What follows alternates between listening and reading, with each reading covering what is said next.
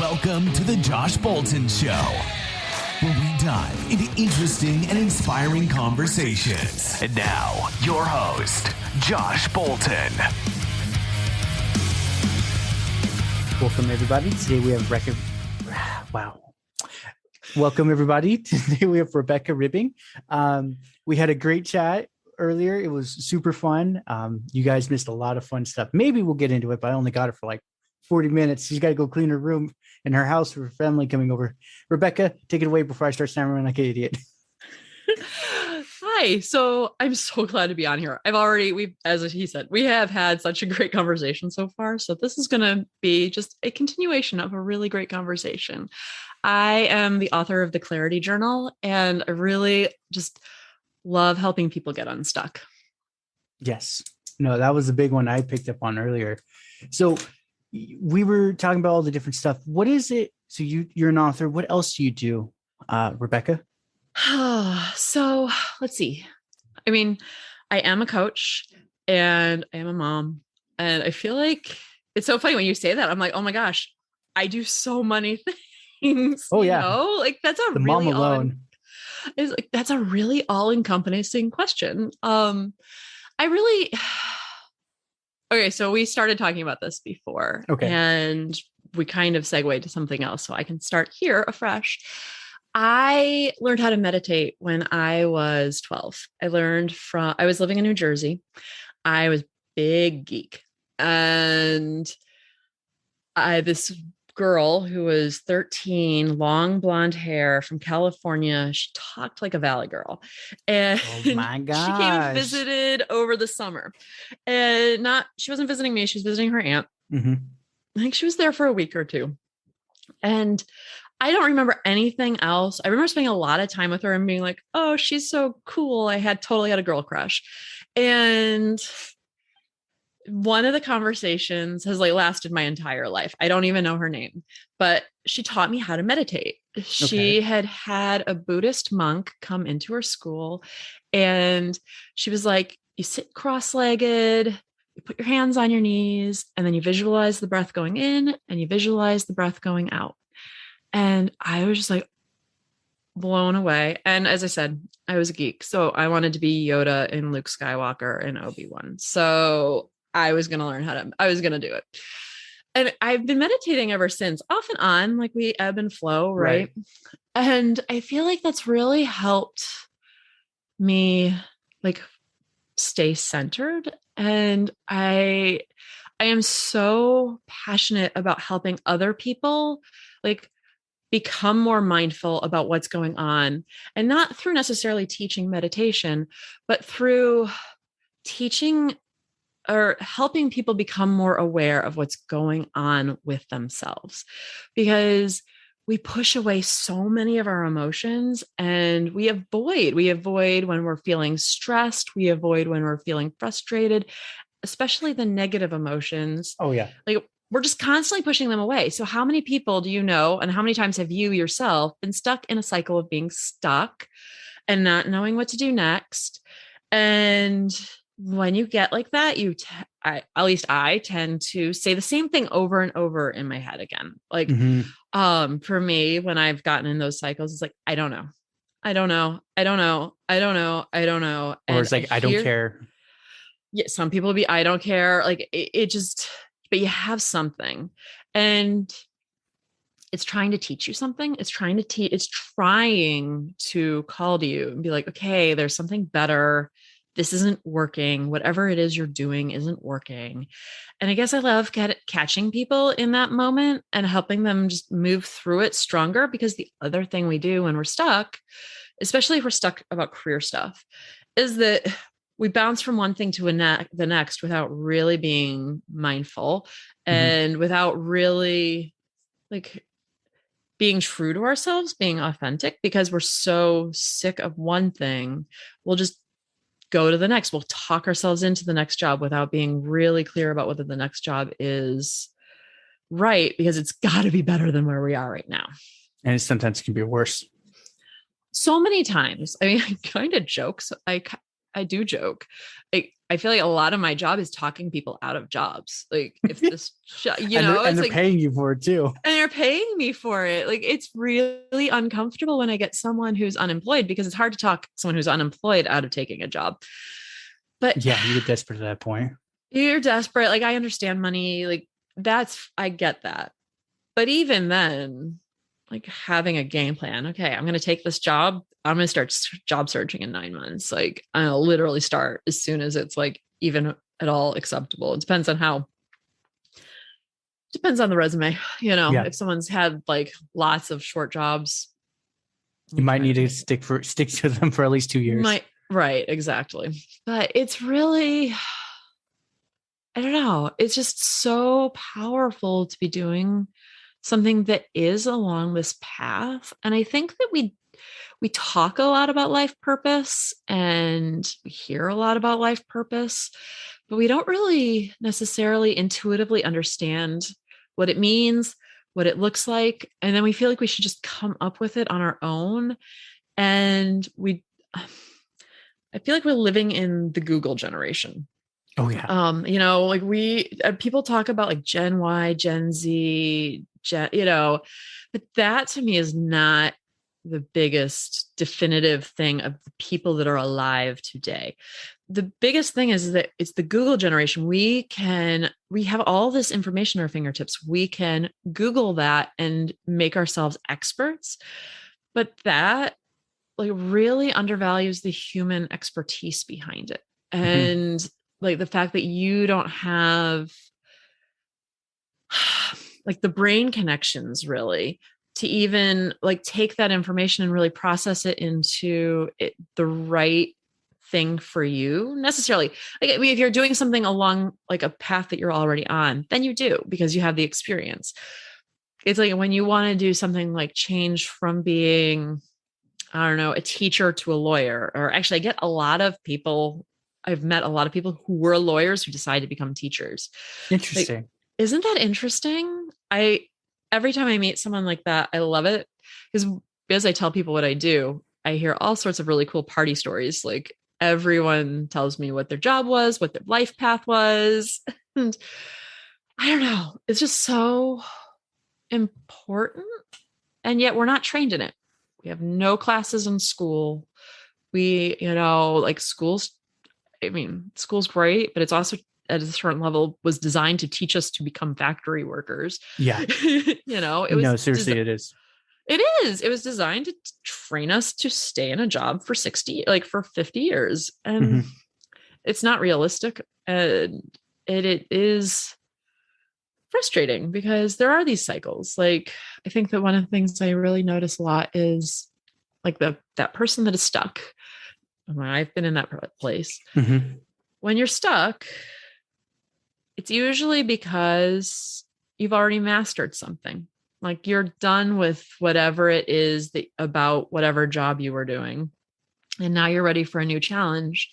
And if you can just realize you're going to go through those cycles every 2 to 3 years, and you're just constantly progressing upward. Like, no one's listening to this podcast because they want to stay in the same place for their whole lives. No.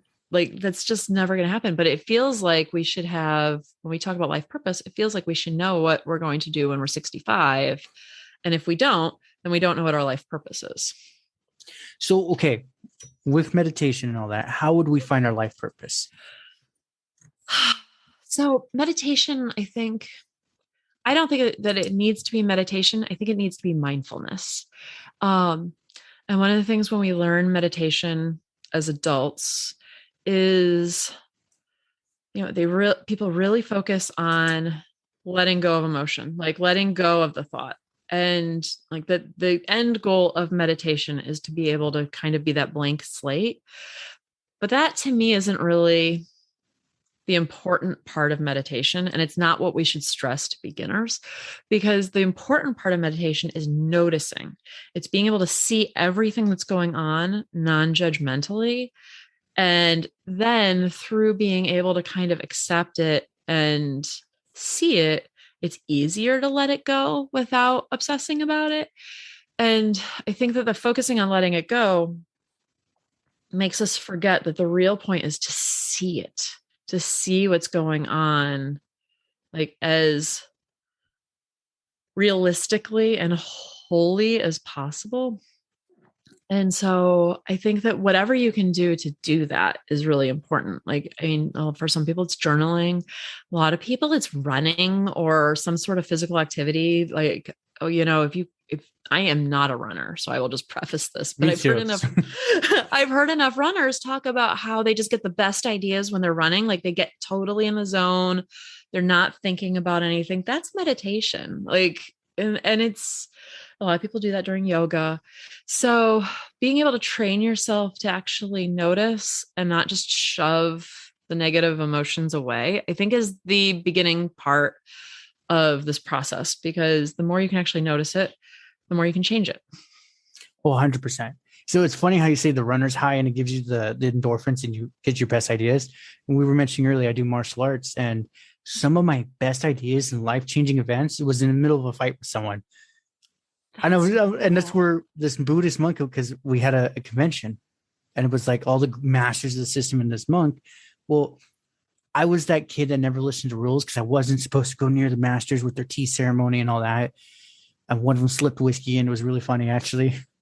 But, and that's where I was listening. The like big guy, his name's Jim. He's a high ranker and he's super strong. He was ready to drag me into the ocean and beat me up. And that's where I'm sitting there going, oh shit, what did I just do? But the monk's like, no, like, because he was playing a martial arts. Yes, you're running a business, you need to make money, but maybe not charge as much money, kind of thing. And it was just one of those, he's going through it, and it was spirituality, and that was the biggest one. He said, he's like, meditation is not complicated at all.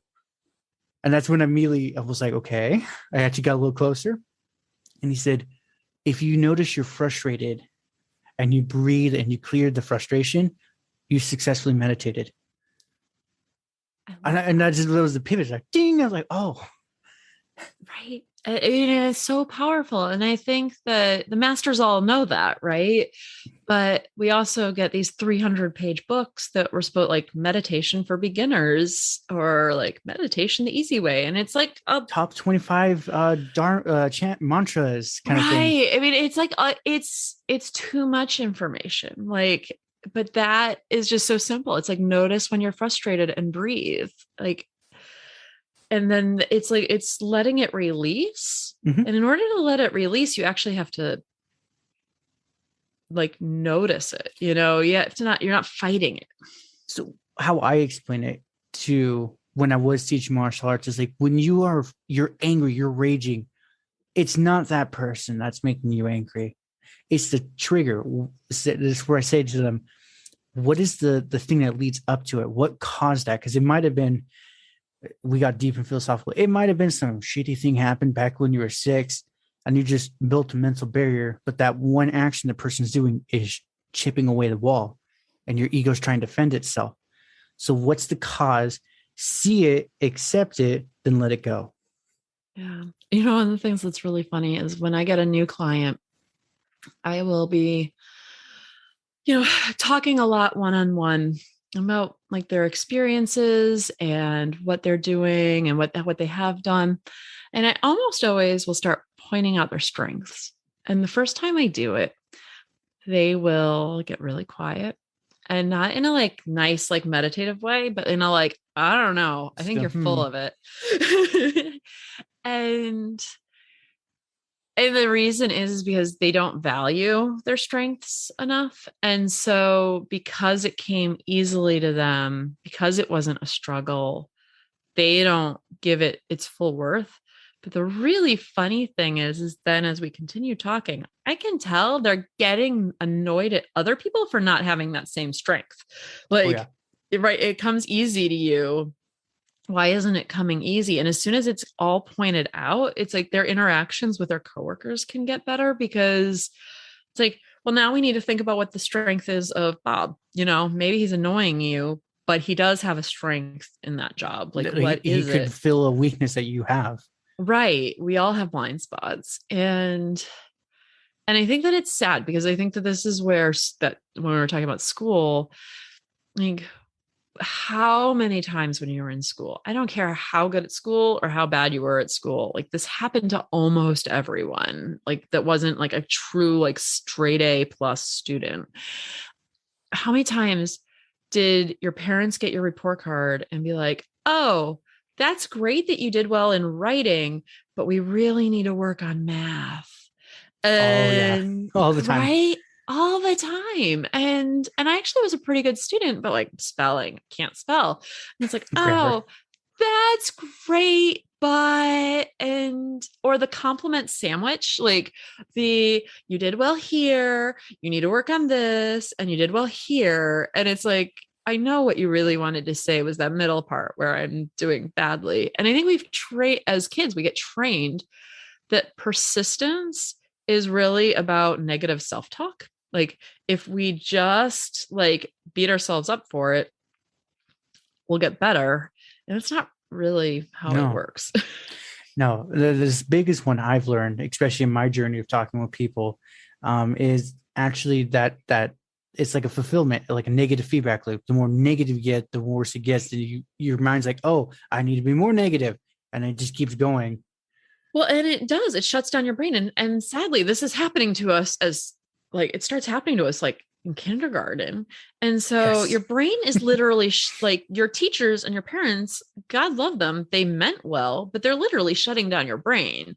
And so then you continue doing badly and they continue saying, you really should be trying harder. Like, why aren't you trying harder? Like, we've talked about this. You should be trying harder. And it's so hard because I am a parent and it's laziness. Like I will just say, because I fall into it. And when I'm doing it, I know I'm being lazy. Like I am not talking through the problems. Like, hey, so what about this? Are you not understanding? Like, let's sit down together and really like work through the problem. Or like, hey, have you tried asking a friend? Or, let's actually use like real strategies that might help you, and if it doesn't work, so be it. You're not a good speller. I don't care.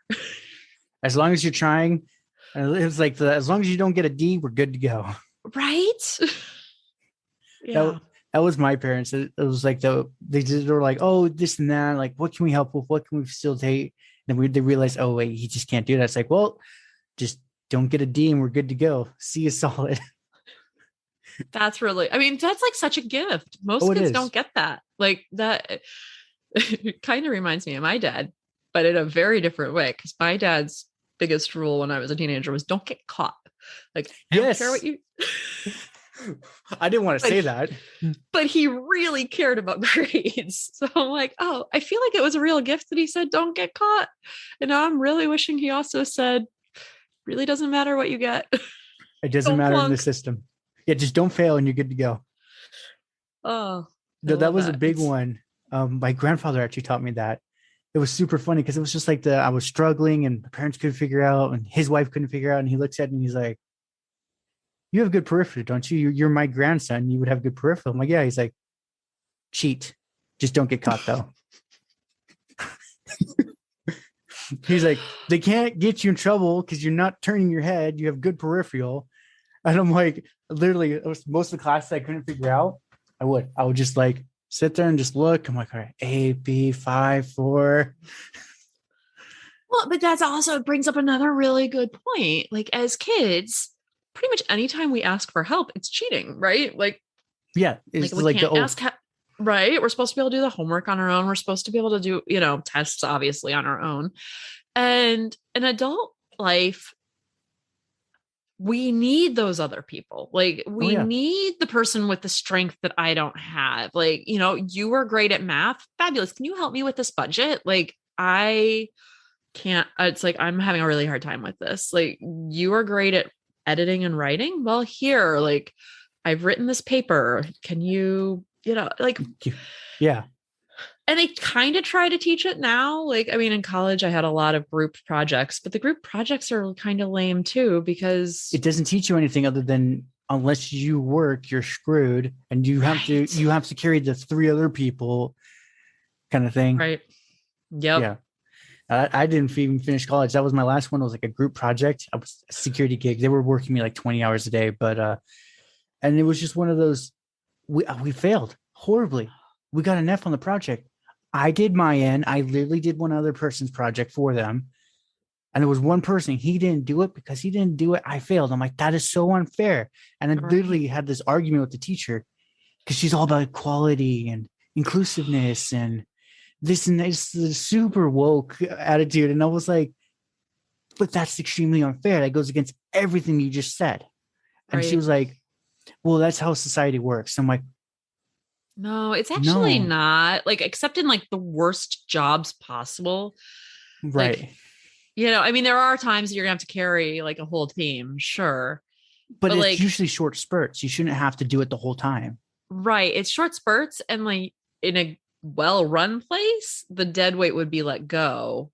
Yeah. And so you wouldn't have an entire team like that. Like you might have one person that's hasn't like been let go yet, but you're not going to have like literally a whole team, right? Yeah. And well, and the other thing is like you're on a team, you know those people, you know their strengths and weaknesses. You know where to delegate correctly. You know where to delegate correctly. Like just like a random group project in the middle of a semester with people you don't know, like that is not real life. And I think that's so frustrating is teachers will say things that are like, this is real life. And I'm like, you have no idea what real life is. You're living in your cush little $50K a year job. Right. Well, college professors make a lot more than that. Depends on the university. Depends on the university and also depends on whether, I mean, adjuncts make nothing. So yeah, it really depends on whether they're full-time professors. Tenured or not. Yeah. But that's actually brings up a good point for the reason first of all, I was overworked. I couldn't continue college, but afterwards I actually had to eat. The teacher invited me to have an argument with her, which was actually interesting to begin with. But and I explained to her, I'm like, this is unfair. Like we were working, this is super unrealistic because she's trying to do project management. That was what she was teaching.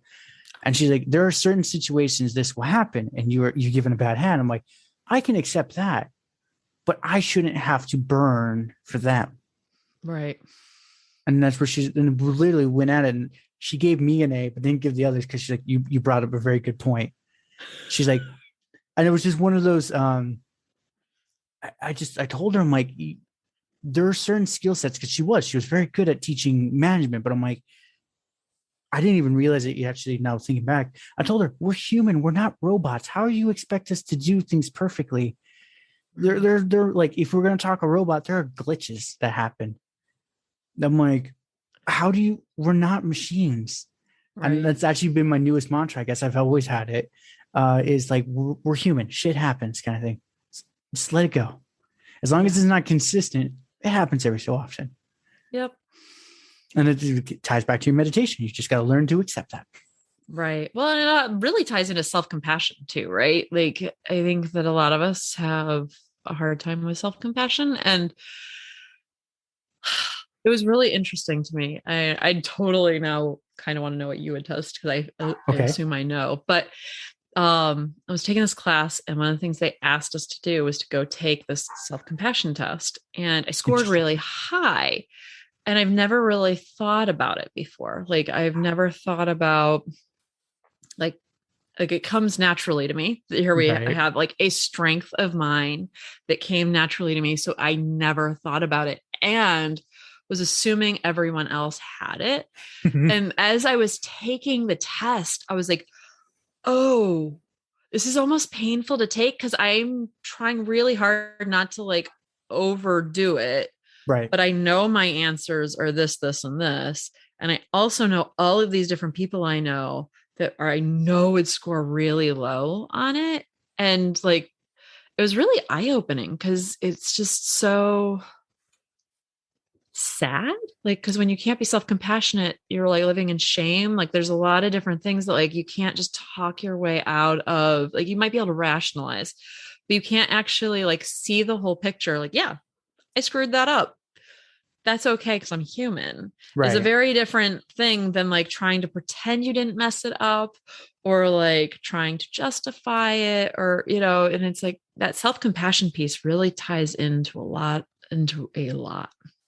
Oh, it does. And what test was that, by the way? Oh, I'm gonna have to look it up. I can actually look it up and email it to you. Perfect. Because I've done a lot of tests in my time. And like I did the Enneagram. I think it's different now, and Myers-Briggs. And it was just one of those. Now, speaking on like because you were talking about college, right? Mm-hmm. So for me, I was pretty much 3 years back, 3 years ago and on. I was a completely different man. I was essentially the essence of the Hulk. I was always raging. I was one button away from losing my shit. Yeah. But I couldn't figure out, as angry as it was, I'm like, I knew it was causing problems kind of thing. And it was just like, I couldn't figure out how to get rid of it.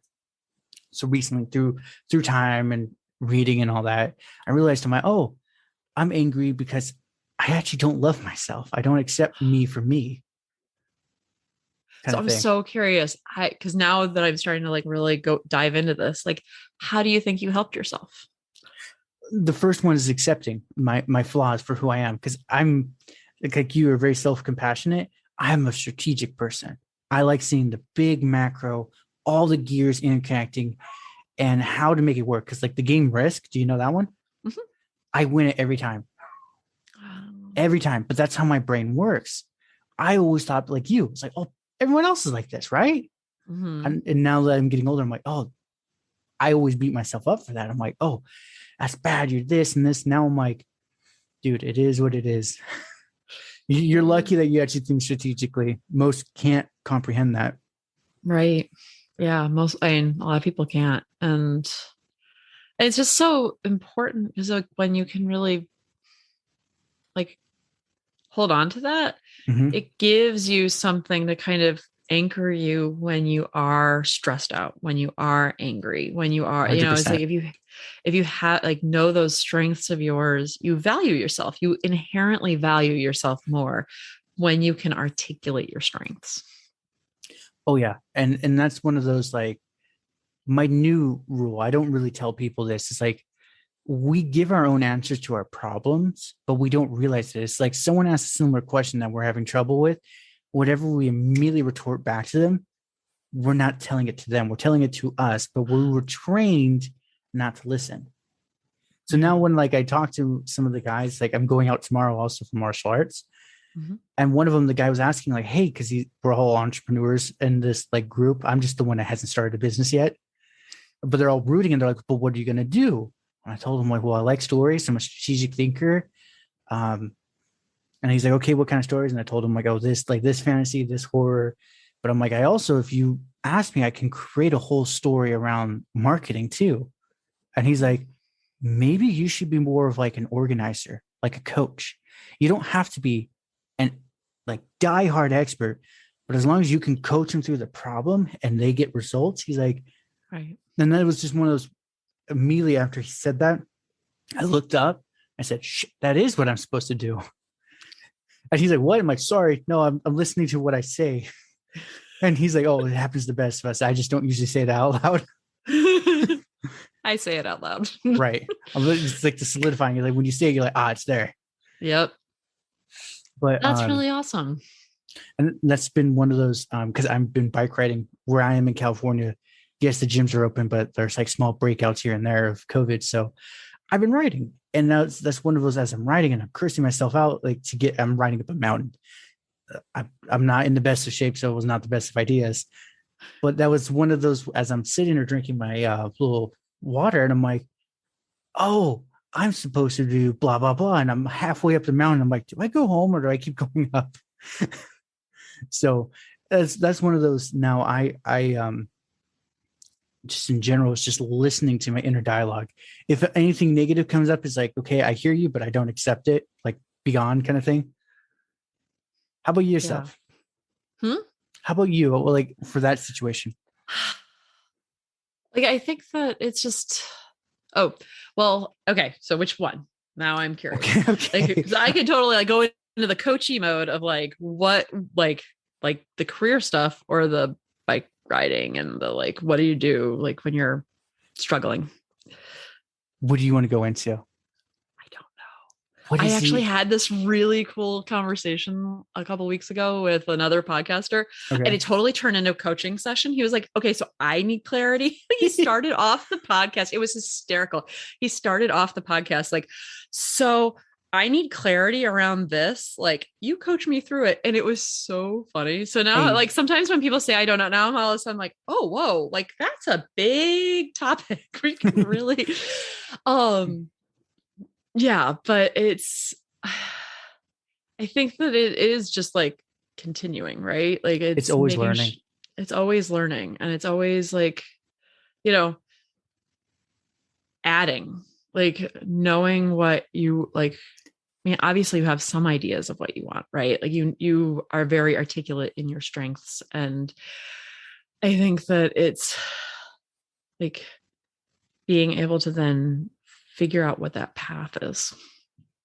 I would say I only got you for another like 20 minutes. So what would be we can go longer. Perfect.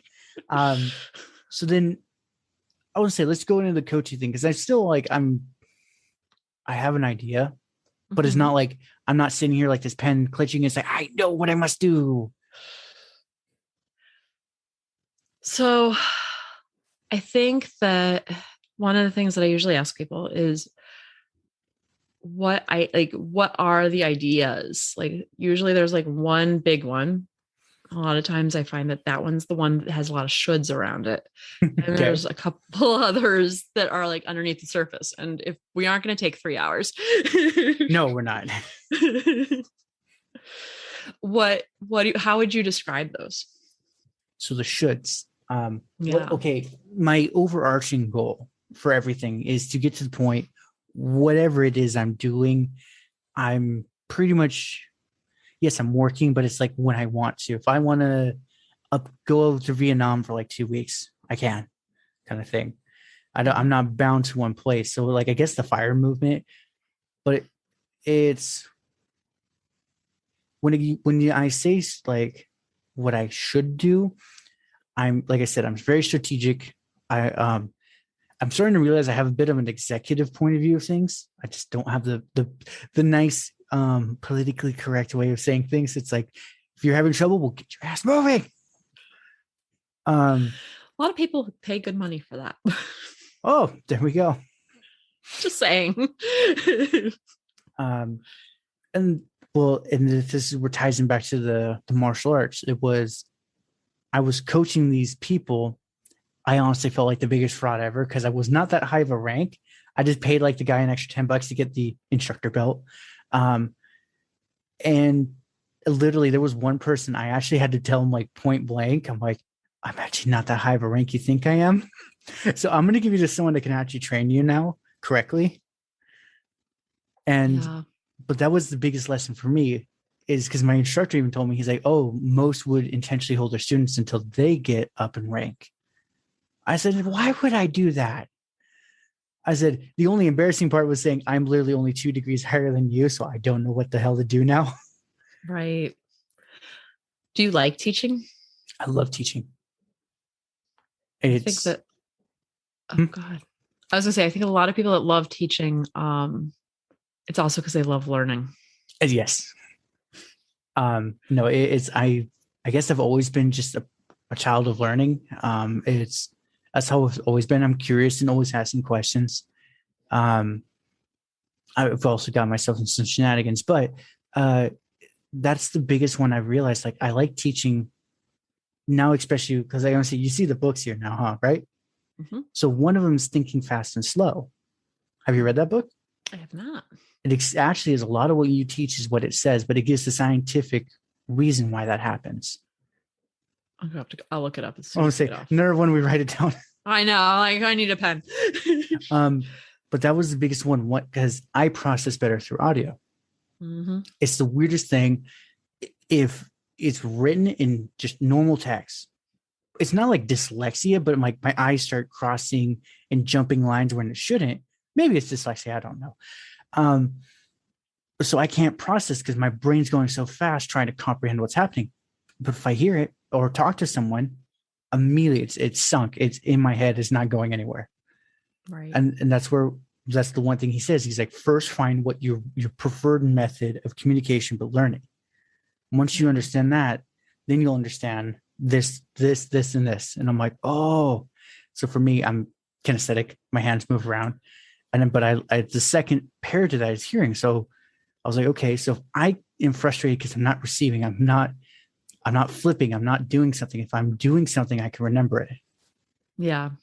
I heard something really interesting. I was reading an article that was talking about, a lot of times audiobooks get a bad rap. It's like, oh, you're not really reading. And You are and you aren't, but you are. But it was really interesting because it was saying the gist of the article was basically like, no, what if we flip that on its head? The audiobook is even richer. Like a really well-read audiobook, like you gain so much information from the inflection and the tone, and with the novels, like the voices and like, and I think that really resonates with me, like what you're saying about like that interaction, being able to learn through interacting, the conversations. And obviously, you're also a podcaster. Yes.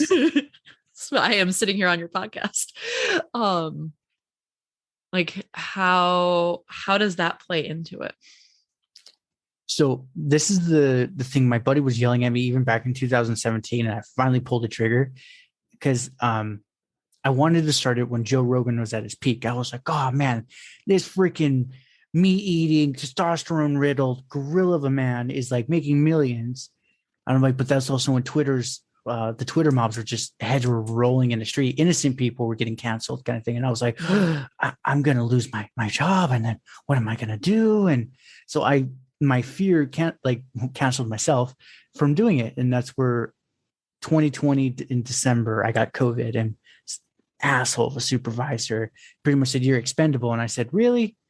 You think you can convince someone who's getting $600 a week from the government to come scrub shit off of your toilets for $14 an hour? I said, really?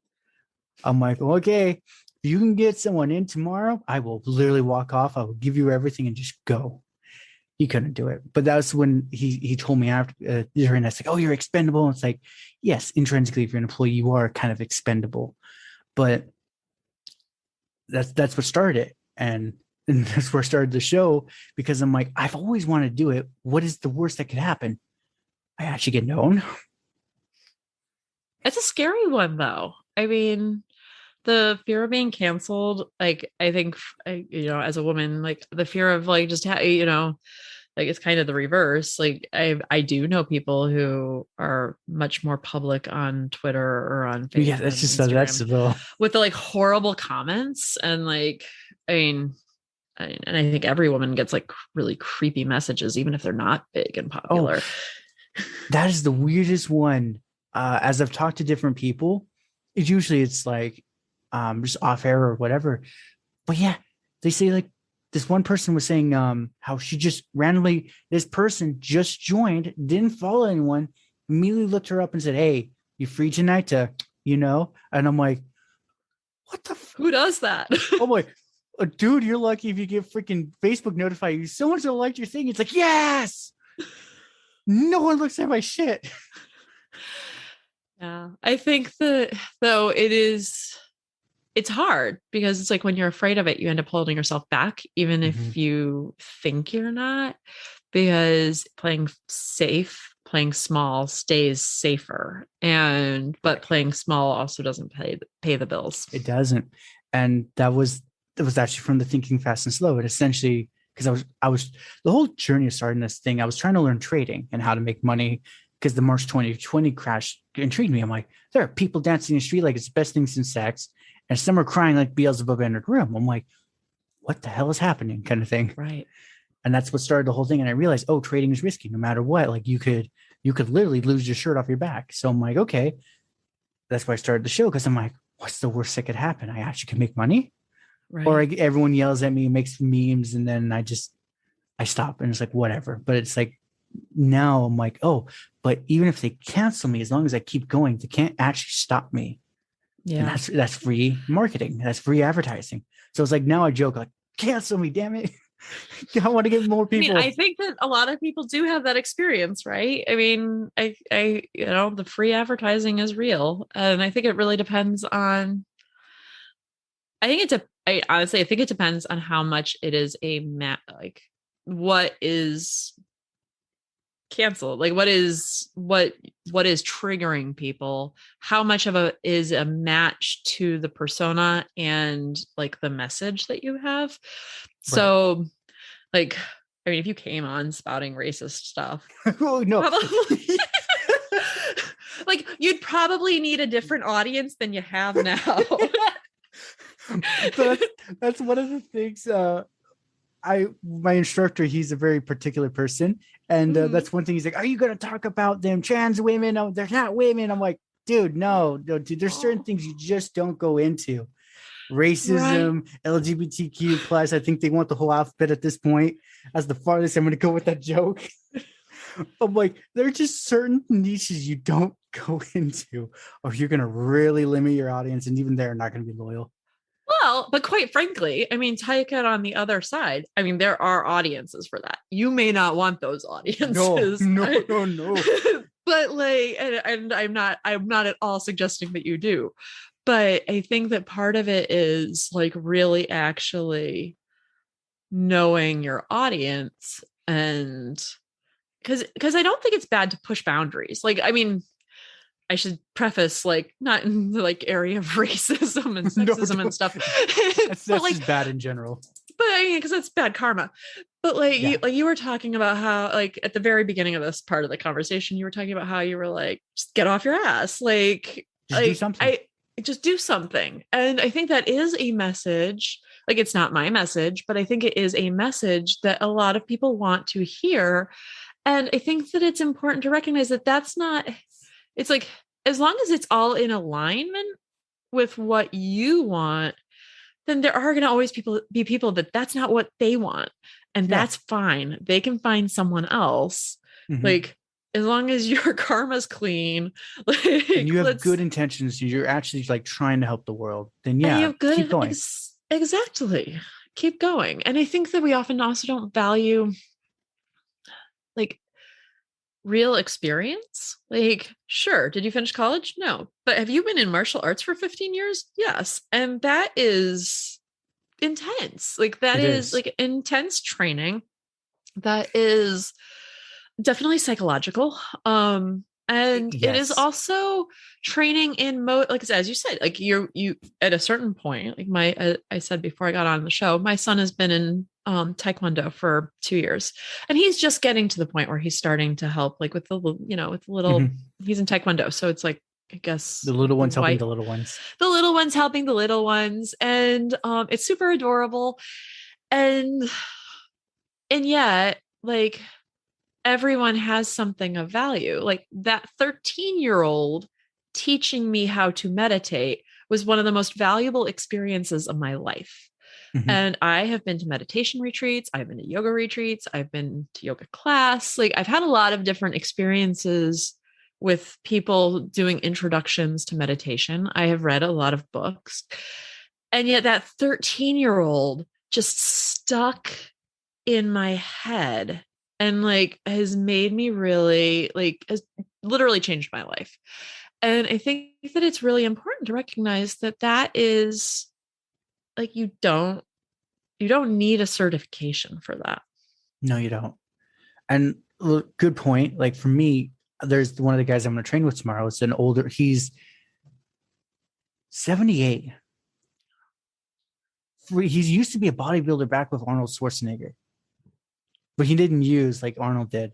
And this dude's a freaking just bull. He's so strong, even at 78. And that's where I realized at a certain point, he thinks just like me. So he's having trouble with one of the defensive techniques. And I said, hey, Jim, I said, you and me think very similar. Chunk it into sections of 2. You go 1, 2, 3, 4, 5, 6. Done. I said, like, because he thinks very coding, like, okay, I need to download this, I need to like this and that, and compress the file. And I told him, download it in this way, 1, 2, 3, 4, 5. And he did it. And I said, but this applies to all things, like chunk it out. My instructor tried all his fancy stuff, like do this or just work harder. And that moment I told him, it was years ago. I just told him that because I was like, hey, like, this is how you need to think of martial arts, because this is how we think. My instructor still tells me today, Jim is like super appreciative of you because you explained essentially the essence of martial arts to his perspective. I'm like, It's like talking to a 70-year-old version of me. It's like, oh man, calm down. Here's what you need to do. I love that. I really do.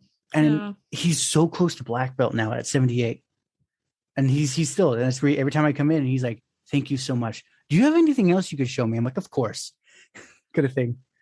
That's so, man, I now want to be 78 and get a black belt. I want to be that 78-year-old. I want to say, year-old. He's an entrepreneur. So he wants to get to my instructor's level. He's like, I want 6 degrees so I can wear red pants. And we're like, calm down, Jim. You're like 78. You might have a heart attack before that happens. We do not want to be responsible for said heart attack. But another thing to tie into martial arts is especially with yoga and meditation for you. He was super clumsy. Like you would not guess looking at him now. Like he was classic old man shuffle because he would fall over for no reason. Again, mind you, he was a bodybuilder back in the day, so shouldn't be really a problem with balance, I would think. But like when he first started, it was cute, but we were all like having mini heart attacks more than he was because he do the, let's say, Taekwondo flamingo stance. Immediately raise it, would fall over. I'm like that actually. I've gotten better, but I am really like when you say that, I'm like, oh my God, like I have no balance. Like I have to really work on it. But the thing is, he kept going. He was persistent. Now, like he can actually fully stride, do like flamingo. He doesn't now tease us. He'll hold a flamingo stance for like 5 minutes.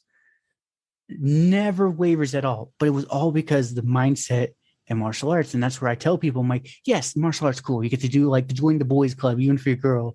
You get to fight and all that. It's fun.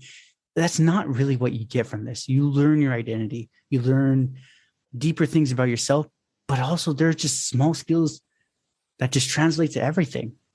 Yeah. So I'm going to say off that tangent now. But it's,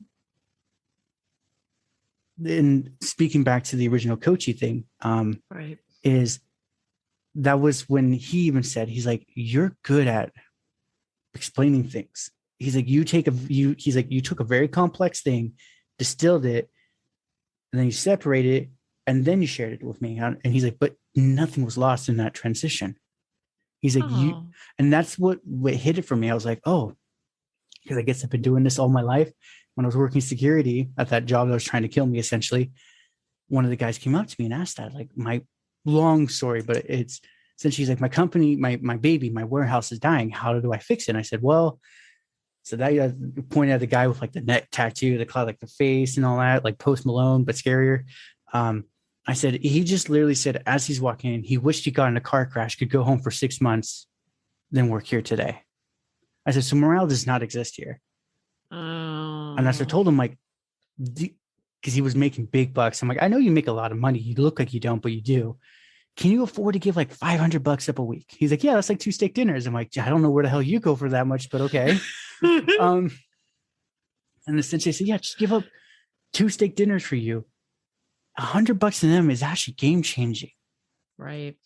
I'm like, then they're going to want to be like, you make it a rule. Like first one, just the top 5 points win. I said, I didn't realize I was telling them to gamify it essentially. Right. I said, now the next week, make it okay. If you want to get it, top 5 again. Third week, it could be up to everyone gets it or like the top 20. Right. But so literally in the 1 month, they're all calling each other like, don't get in trouble. You're gonna screw up my $500. And that's where he told me, and it was just one of those, he even like said, like, how can I properly pay you? Like the company's doing better than ever. And I was like, oh, I don't know. I was like, I work for Allied. I don't know. Give him like a bonus to give him to me. He's like, no. He pulls his company checkbook and it's like, how much? I'm like, jokingly, oh, 10,000 kind of thing. He's like, that's it. Okay, here you go. He writes the check and wrote the check and everything. I'm like, oh, I turned it down because I'm like, at the time I was like, oh, you make more than what you make for your W-2. Like taxes is a nightmare, this and that. Now I realize it's like, damn it, I should have taken that check. They should have taken the money. But it's funny how people talk about taxes and it's like, the money's always money. Like even if you have to pay taxes on it, it's still money. It's still money. Turning it down is, So I'm in a lot of entrepreneur groups and it's like, how do I spend all this money before tax day? And I'm like, Apparently you don't know where to shop. Right. Well, that, but it's like, you want to make nothing? Like you didn't need it. Like, what's wrong with you? You know? Right. Oh, that is such a cool story. Yeah, there was like a lot of nuances I'm missing, but that's I get it.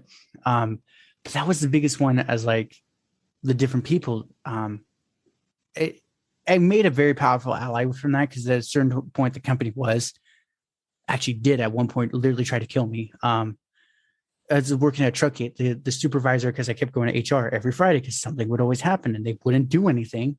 So I drove out and I sat there all day. And essentially, because they told him, like, oh, they're like, we'll call him Jesus. That's not his name, but we'll call him Jesus. Jesus comes up and was like, you snitched on me. I'm in trouble. And then a truck's coming in because I'm working at a semi truck for a warehouse gate. He pushes me in front of the truck to get killed. By the way, there was a camera with a mic too. Oh my God. And the big guy that I helped out, I didn't take his money, saw it too. Right. Luckily, the trucker saw me and stopped in time. He was literally like a hair away from hitting me. Oh my God. And see, I'd be like, you couldn't possibly be telling the truth, except that I used to work for a labor union. I worked at the legal department of a labor union, and like crazy shit happened. So I'm like, that can't be. Oh no, that could instinctively. I'm like, that can't be true. And I'm like, oh, it could. It could. People are crazy. Like people are crazy. This one trucker pulled a fucking gun on me. Oh my God. And I'm literally sitting there going, oh shit. Oh shit, what do I do? Probably the first gun that had ever gotten pulled on you. It was, and it was not at a good distance to defend myself. Right? Oh and that's where essentially he pulled, because he's like, I said, hey, I need to check your cabin. I was like, I'm not trying to steal anything. I just need to check it and make sure you have a weapon or anything. And he just goes, like this one? And clocks it back, and I'm like, okay. I was like, and I'm like, told him, like, just one of those, I had his driver's license at the time. I'm like, sir, like, there's a camera there that can clearly see you. It has a mic, and I'm halfway punching in his stuff. I'm like, I can just press enter. They have your information now. He's like, but you'll be dead, and I'll just delete it all. I'm like, no, that's on a server, sir. I don't think you can do that. Like, the cops are gonna see it. And essentially, like, he says something. I called the office, and I just essentially said, hey, it was like whatever the code word was, or I think it was the lady, and me and her had a good reputation with each other. And I said, hey, there's a bit of a predicament out here. And she's like, what kind of predicament? And I said, this guy's waving around a banana. You should really check it outside. And she looks and is like, that ain't a banana. I'm like, it's in a very interesting banana. It's very interesting. Looks kind of like a gun. I was just like, so that's where literally she saw the dispatches, the company, and called him and said, he's not welcome. Send someone else. Yeah. But yeah, it was just one of those. I'm like, I don't know what to do. I did not get trained for this in school. No one explains this. No one explains this. Why when a crazy person comes up with a gun, what do you do? Just first of all, don't shoot yourself. Right. And like, just really, I guess kind of like with a bear, like really calm. Don't like run at them. Don't turn your back on them. Though. Stand your ground. Yeah. You know? It's like this. I'm going to Google that after we get off too. Like the bear thing. No, not how the do you bear get rid thing. of a trucker with a gun? What if a crazy person is waving a gun in your face? What do you do? What's the standard practice for that? And honestly, it was one of those, like, obviously with the incident, they had to get the cops and they looked at the film and they even said, like, you're not supposed to do that. I'm like, what do you mean? They're like, you're not supposed to threaten him with information. I'm like, said, hell, if I'm going out, I want to give him a middle finger as I'm going out. Kind of thing. Well, and again, like, you could have showed up 15 minutes before and taught me that. Yeah, it will be like, oh yeah, standard procedure. Just come out like right beforehand. Just tell me if a crazy person with a gun shows up, What do you do? I'm really sorry you didn't learn that in school. Me too. That was an oversight. It really was. So I'm going to ask you. Okay. If I had the fairy godmother wand and I could like do this, like within reason, I'm not going to make you like an astrophysicist. Okay. Like, I think I would like that anyways. Yeah. What would you like to do? Writing and teaching. Okay. That's what I keep coming. Well, writing, teaching, and podcasting, but that's what I've always been coming back to since high school. So what is stopping you? Well, it's an excuse. It's a genuine excuse. I need someone to hire to yell at me because it's like, I don't like typing.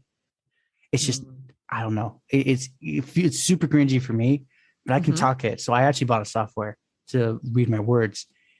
So I just need someone to yell at me. But so I'm going to tell you, there is actually a service out there. I think it's called Book in a Box. I don't know why it's called Book in a Box. Okay, I'm going to look that up after talking. But it is like, the idea is you hire someone to interview you and then they take the transcripts of those interviews and they make it into a book. Is it a method or is it an actual? It's a method, but I think it's a company, but I don't know. I read about a long time ago. So I'm not sure if, Book in the Box. Where did that go? There's a lot of Amazon books on it. Yeah. Oh, it's be something I have to look up later. Yeah. Or it could be that they shut down. There not enough people were hiring them. Maybe. Who knows? But that's interesting. But yeah. But I think that it's kind of like there are other ways to write a book. There are other, it's like, because I was when you said writing, and I was like, oh, that's probably triggering my grammar thing. Because I remember you saying when we were talking about school, your thing was grammar. My thing was spelling. Like I have Grammarly, so it doesn't matter what I do, even if I understand the structure of the sentence, I forget commas or the little apostrophe before. Yeah, or I never comma at all, and I should have put at least one or two in. And that was a bit because I wrote an actual like rough draft of something and I ran it through Grammarly and they're like, you have 1,000 problems. I'm like, jeez, it's a 2,000 word page. What did I do wrong? But it makes you better. Are you going to say Grammarly? I feel like I've been using it for a long time and I feel like it has made my writing so much better. The other thing I will tell you that has made my writing better has been to have a really good editor. Or your husband in this case. Nope. Husband's not. I mean, husband is a good editor for other people. Husband not for himself. Well, he can edit for himself. He can edit for other people. He may not edit for his wife. Is that a rule he has for himself? It's a rule for me. Okay. I mean, he's great. And he does help me in a pinch. He read my book, he proofread, but like, I think that when you're that close to someone, them trying to teach you sometimes isn't. Yeah. It gets it gets a little too touch and go there. a little too close to home. But like the editor that I've used in the past is like she's just really like she did make it clearer. And it's like, oh, like being able to see my own words. Like the really cool thing. So I homeschool my older kid. Okay. And when my book first came back from the editor with all of the red squiggly lines, I had him read it. Like, here are all of the edits that an adult editor gave on mine. We're going to go through them. I only made him do a couple pages, but like, let's go through them so you can see. Because I think that there's something very valuable to be like, okay, adults, like it's everybody, like, but it's everybody. Like a writer always has an editor. And that editor has one. Right. And that editor is always going to have a lot of comments, like it's just human nature. Like the way that you are talking is not always the way you're writing is not always as understandable as you think it is. And it's important to have that feedback. And so I don't know. I'm just going to say. Where did you find your editor then? Like Fiverr?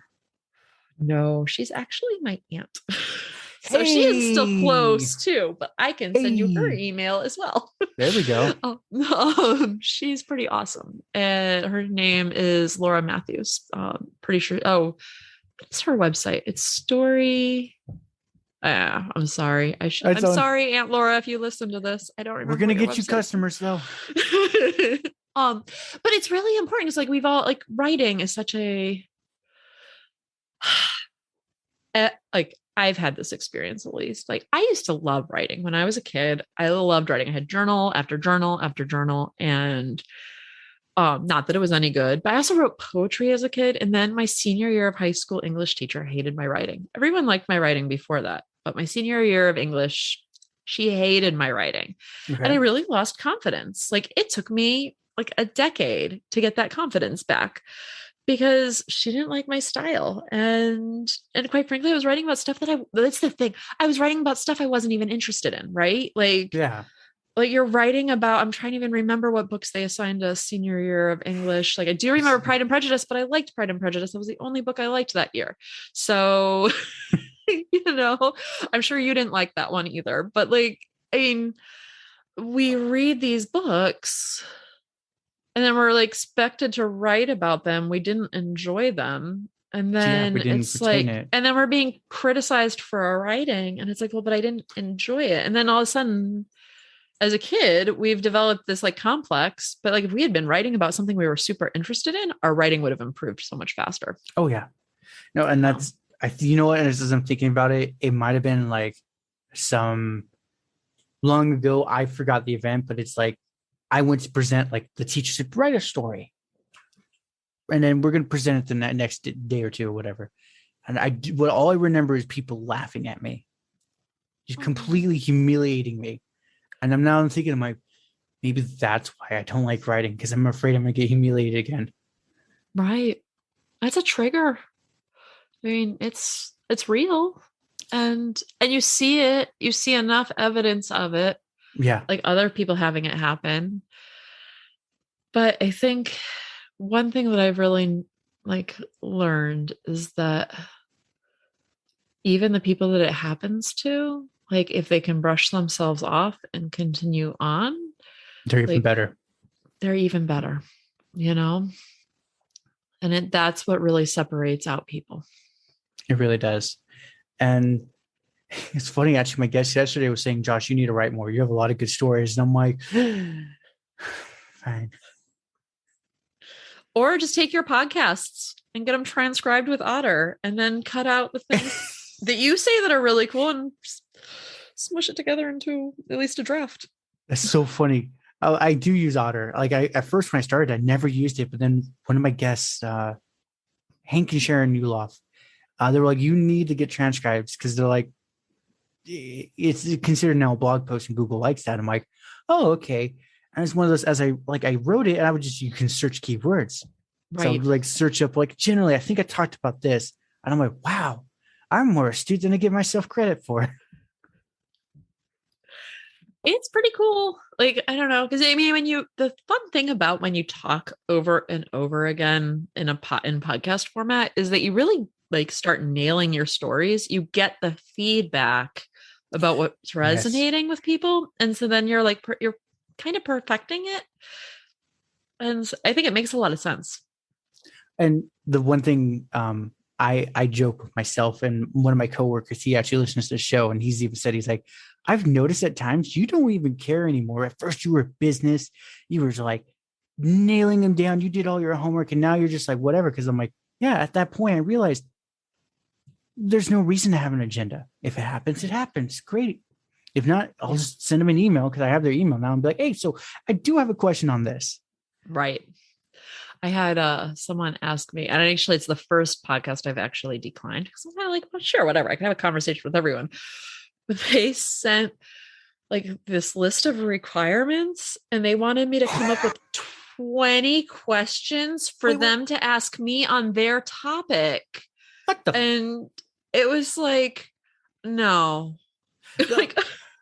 like the worst I've had is someone ask, give us a detailed description of yourself. Okay. I just copy from my about profile and put it there. Right. And they're like, what are some topics you will never go into, and what are topics you will? And I'm like, I feel this is really loaded because I feel like they're going to go into not. This is kind of invasive. Yeah, and I'm like, I told him like, well, obvious, like racism, making fun of the LGBTQ plus. Like, what do you want me to say? I don't want to go to my sex life. I was like, hey, you want me? I was like, and that's where I've been asked that question too. I usually just leave it blank because I'm like, I don't know. Like, I can't. If it comes up, it comes up. Like, if it comes up, I'll just be like, yeah, I'm not going to answer that question. Like, I've done that before, and I was just like, yeah, I don't really feel comfortable answering that. So let's next one, please. Yeah. But okay, I'm curious. Sure. At this point, how many people have asked you to pay to get on their show? Only one. And it was like a woman who like had like 400 followers and her website like looked like it was written like it looked like it was like all like weird blocky like you know like back like maybe like 2005 it would have been considered a good website. Yeah, sorry, I keep doing that. It's all good. We're 2020. I get it. We're 2020. I can't. Yeah. I was Wix. I built a freaking fantastic site. I don't know how to build a site, kind of thing. Right, but I'm just like, you couldn't have put a Wix site together. Like, really, you want to charge me? Like, and they're like, so like, what did they say? They called it a marketing fee, and I was like, this is not actually marketing. No, there's like this one place. This is where, like we were mentioning earlier, I hate pre-screening. So this lady was like, give me your phone number. I'm going to call you. I'm like, I don't like giving my phone number on the internet. Like, give me your email. I'll send it to you because it's encrypted. So here or nothing. By the way, I still get a ton of texts from that place. They put me on a spam list. And because I essentially, she was asking all these questions. Like, here's the exact one she said to me. All right, 2-part question. Okay, so you get to host this event, and you get to play anyone you want, and you get to control what happens, and you tell them what to ask you. And I'm like, okay, kind of weird control situation. She said, but at the last second, you decide not to do that, and you invite one person, ask that one person a question, but you offended everyone else. What is the person, and what would you ask? And I'm like, okay, you said 2 parts, so what's the second part? Oh my God. That sounds like I had a client. I love bad interview questions, like job interview questions. Mm-hmm. They're like my favorite. I always feel bad for the person for getting it, but I'm always amused. One person was like, what did the guy ask? It was like, tell me about a time you had a confrontational relationship with your boss. And it's like, dude, that's like, so loaded. What's going on in your, like, it's like, I don't think I wrote, it's like, you asked this question and I don't think I want to work here anymore. Well, and back to that lady, I said, I even told her right before answering, I'm like, this is an extremely loaded question. I'm like, you are trying to make me look like an idiot. I said, I would invite whoever. And I said, whatever answer. And she goes, oh, that's really smart. She'd go, right. Final hard question. It was the same thing. It's like, if you go into confrontation, what would you do? And I'm like, well, I would not try to be in a confrontation. That's stupid. Who are you hanging out with? This is all off matchmaker.fm. That's so funny. Oh my God. Although the person that wanted to charge me was from matchmaker.fm. Now that I think about it. All of them. So this one person was like this TikTok famous top 500 female TikTokers. I'm like, I sat there and I didn't say it to her. I'm like, that's pretty much any good looking woman in her 40s with great tits and ass. At this point, I'm like, but I told her, I'm like, that could be anything. I'm like, what's your stats? What's your download? Because they wanted $1,000 to get on their show. Oh my God. But that's $1,000 to be considered. I still have to pay another $500 to book. Oh my gosh. And I actually asked her point blank on the phone. I'm like, do you actually treat your guests like this? Like your fans that want to come on? She's like, everyone gets this. I'm like, that's crazy. That is shit. Like, that's super crazy. Although I did have a cool experience of being on someone's podcast recently, and I get on Zoom with them. I realized they were TikTok famous. And like I totally recognized them and could not remember why I had recognized them. And then she mentioned it in the podcast for one video that went viral. And I was like, oh, because it was like one of those viral videos where she wasn't even talking. It was just like her like bouncing, or like, and I was like, oh, that's why I know you. Well, and this is the one thing I asked the lady. I said, yeah, that's great, but what's your download stats? If I'm paying you pretty much $2,000 as I'm buying an ad, what are your downloads kind of thing? Right. I said, oh, that's confident. She's like, it's confidential. I can't tell you. I'm like, I'm paying. Hard pass. Yeah, no. And I did my research. Yeah. She's maybe 100 people. And they're claiming like, you'll get 100,000 impressions. I'm like, no. Thanks, but no thanks. But yeah.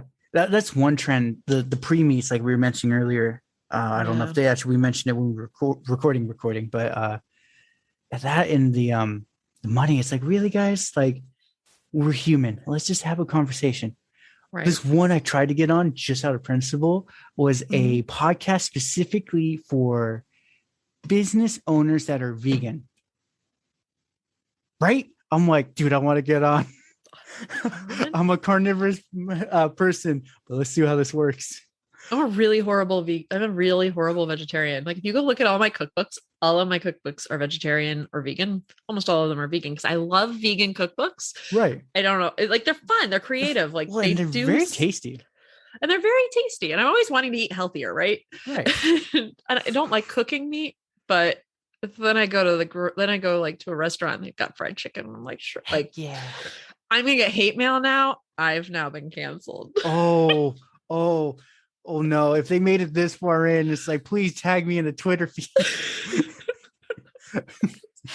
It's like, I've never said that on air. It's like, I was really hardcore vegetarian for 12 years. And then I was like, I really like having a variety of restaurants. Like when you go to a restaurant, there's like 2 vegetarian options. And it's usually just their soup. And their salad. Or like for the longest time, it was mushroom ravioli. Every single restaurant has a mushroom ravioli for the vegetarians. And I was like, I cannot eat. I loved mushroom ravioli when that trend started. Now I'm like, I'm never eating a mushroom ravioli again. So, plus, you do not get invited to dinner parties as a vegetarian. No, you don't. I did a construction job when I was younger. The owner. Well, he wasn't an owner. He like had this beautiful place in Seal Beach, and his wife was a hardcore vegetarian. And again, this is back when I had a chip on my shoulder. I thought it was the toughest thing in the world. And the lady, I pull in their driveway and we're loading up his big truck to drive up, and she's cussing him out and this and that, and being like no filter at all. I was like, has she had sex or something recently? Like she's got something really far up her ass. And literally the guy that's loading, he's like, that's his wife. I'm like, she's a bitch. I would divorce her. And he's like, I'm really thinking about it. And it was one of those, that's where he's like, and she's a vegetarian. I'm like, oh God, all bets off. Okay. So I'm going to just say, like, I feel like you should have like blue collar coaching or something like that. Like your stories are hysterical. I feel like there's something to be said though for like, I mean, let's face it, like someone who's like a security guard who may still have anger issues or whatnot is not going to hire me. Like, nor should they. They need to hire someone that actually like gets me. Exactly. That's such a good point. Full circle. There we go. Because when I was asking a guest off air, because he was asking me to come on his show. Was the interesting thing I had to decline, but he even said, he's like, you're the kind of guy, he's like, I know I could send you in the trenches to like observe and report and give me a thing, but you'll never blow your cover. At the same time, I could put you in a corporate office, you'll blend in just fine, and you'll tell me what to do. And that's always stuck out to me. And I'm like, well, yeah, I mean, corporate, that's a really easy to blend in. As long as you have no personality, no one's going to figure you out. Yeah, but that's boring. It is. But I mean, if it's one of those, I told him, like, if I did corporate though, I would be charging you a freaking fortune because I don't want to go in there. You better make it worth it, kind of thing. Yeah. I think I'm just going to say, so 98% of the people I work with, once we get through those shoulds and the scareds, they know what they want. It may take a while. Like, I'm not going to tell you, like, you decide you're going to become an author tomorrow and you're going to have like a New York Times bestseller in 6 months. I mean, that'd be awesome, but that's not that, realistic. That would be awesome and yet not realistic. However, like, the more you can actually embrace that you know what you want, as opposed to being afraid of being canceled, or am I good enough at writer, or blah, blah, blah. Like, the more you just are keeping yourself back from something you actually already know. Oh, 100%. And actually, this might be the one I needed, because I've known it. And it's one of those, as I've talked to people, I've kind of like caught on to that.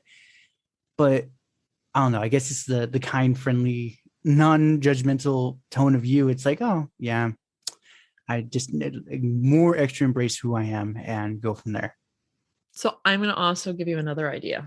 Okay. That goes along. It's very much in line with this. You'd make a great corporate speaker. Like, once we finally do get back to like the corporate retreats and stuff, like, right, you come up with a good book that ties in with like that, like I'd hire you to go talk to like my 100 best trucker dudes, like at a conference, right? Like, yeah.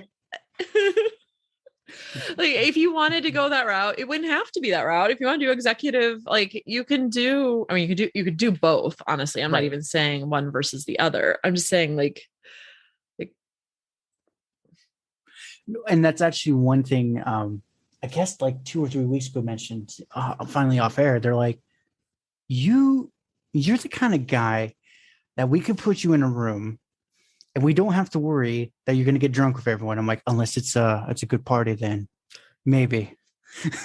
But they're like, yeah, you're the kind of guy, like, you can easily change your speech depending on the group. I'm like, yeah, I get a vibe, like a feeling of the room. If it's a bunch of accountants, well, we're going to try to figure out how to talk about numbers. I mean, honestly, that's really all they understand. I'm like, but if I'm going to the corporate retreat, it'd be more inspirational. It's like, don't be on your goddamn ass all day. Get off your phone, this and that. And that's where he's like, you should try to figure out how to just like speeching. I'm like, how do I do that during a pandemic? What, Zoom call? This is super inspirational stuff right here. But you're practicing right now. Oh, I am. And it'll come back. Within a year, it's going to come back. Yeah, definitely by the mid part of 2023. If everything goes according to plan and people don't get their harebrained ideas. Right. Yeah, no, and that's when I'm thinking, even if it's just every so often, it's like nice extra fun money, but I like talking. It's funny. Right. I'm super introverted, but I'll gladly have a conversation. I am not scared to go on a stage. I've actually had to talk to like 2,000 people once about I had to do a presentation. I mean, obviously right beforehand, I'm going like, what the hell did I just do? Got it, like, kind of thing. But once I'm on, it was like done. And I'm kind of starting to realize that's actually really normal. Yeah, I do that too. It was really funny this morning. I did my first Instagram live. I've never done an I'm not a big Instagram person. And I did my first Instagram live with someone because the podcast I was on for them was released today, and they will do like a 10-minute, like, here, and like introducing me. Mm-hmm. And it was with someone that like has 250,000 very engaged followers. Whoa, who's this person? I want to get on their show. You'd actually like them. I didn't realize that I had, so I'm like friending him or following him, and then like 10 minutes before so that I could get in his live. And I was like, holy crap, I didn't do my research. I should have practiced this with a friend over the weekend just to make sure I'm not making an idiot of myself. How do I join? I could like act like I'm 60. Like, I don't know how to use this. What button do I push? Where are my glasses? So sorry, anyone who's 60, I'm not really making fun of you. I'm just like, I felt very old right then. Yeah. No, if they can't take a joke, because like, come on, guys, you do that anyways. Right. You're probably in the wrong place if you can't take a joke. You should get off the internet. There's no humor here anymore. You're not allowed to have an opinion either way, by the way. Oh. All right. I love this. Definitely got to get you on in the future. Perfect. All right. So, quick going out question, not you two. Mhm. Other than work, what have you been doing to keep yourself busy during these lockdown times? I mean, kids Okay. are really busy. I'll say, other than working kids, okay? Kids, work, and writing. Like, well, it's so hard because my work is actually something I love doing. So the writing, like, I got really into journaling for myself, and I really created a habit of journaling every day. I read The Artist Way, which is like a book from like, I don't know, 30 or 40 years ago. And it's really good. And she's really into writing 3 full pages every morning. And it's a lot. That's Like the first, it's a lot, but her theory behind it, her grand unified theory of her is basically like, if you write those 3 full pages, you don't get to the real meat of the matter until page 3. And so if you stop earlier than that, you're not really getting at what's like going on. And it's been really powerful. So that's what I've been up to during the pandemic. Nice. I'm That sure there have reminds been other me- things, making bread. I honestly, that's everyone though. Right. Actually, we never did it at our house, but it was because I worked at a grocery store. If we needed bread, I'd just be like, okay, real quick, because I work night shift. I just go, like, it's mine. We're not making this stuff anymore. But that's interesting. That brings up, have you read Stephen King's memoir on writing? I have not. I don't like scary stuff, so I'm not a big Stephen King, but I should go I'll read say it. that one's not scary. I'm like, unless you're Right. scared of cussing. I am not scared of cussing. Good. My children will be able to tell you that. They'll vouch like, Mom does this. My 7-year-old gets very, very offended when I swear in front of him right now. And I'm just like, it's like, you'll learn, kid. One like, day. shit, sorry, kid. Oh my God. Oh, but so his thing is like, write every day 2,000 words. So I'm like, okay, that's like 5 pages. And he's like, even if it's useless, like a chicken shitting in the yard, just write the damn story. Okay, you've sold me, and I think I'm gonna go see if he narrates it, because he does. So he adds in a lot too. Oh my God, I'm gonna go. Okay, that's gonna be my next Audible thing. Oh yeah, there's a whole, like, essentially a podcast at the end too. They throw in for free. Ooh, as him and his son talking about the different stories. Oh, cool. That I might skip though, because that sounds like it could be scary. It got a little. It's like I've listened to it because I made it this far, might as well. Right. But no, that was the one thing. Like as he's reading it in his kind of like Boston, LA accent, he's like, "If you're doing this, damn it, just cuss. If it's vile and disgusting, just do it." His grumpy old man voice. And I'm like, oh my God. Oh my goodness, this is inspirational and terrifying at the same time. All the best things are. Right? So where can everyone contact you at? Yeah, well, the Clarity Journal is on Amazon, easy to get, easy to search for. You can find me at my website, beccaribbing.com. So Becca is BECCA, Ribbing, RIBBING. And same thing, social, Instagram, Twitter. I'm not super into Facebook, so you can find me on Facebook, and I will have not posted there in months. Years. Yeah. Perfect. Love it. Yeah, like I said, we definitely have to get you on in the future, even if it's just to keep chatting. I would love that. Perfect. I appreciate you and all your insights and everything you do. All right. Thanks for having me on. Thank you. Well, congratulations. You made it to the end. You're an awesome person. Not many make it here. So, being the awesome person that you are, can you do me one more awesome favor? Can you rate and review this on whatever podcast services you're using? If you do it on Apple and you leave an actual written review, I have a thing on my website. I will take your written review and post it for all to see. Congratulations, you're permanently sealed on my site. Otherwise, I am trying to do YouTube more and live streaming. I will try to put as many of the YouTube links in the description of the show as I can. So give your boy some extra help over on YouTube. Watch my videos. I just mute it and change the channel, change the window or something. But yeah, that's it. Thank you for being awesome, and see you next time.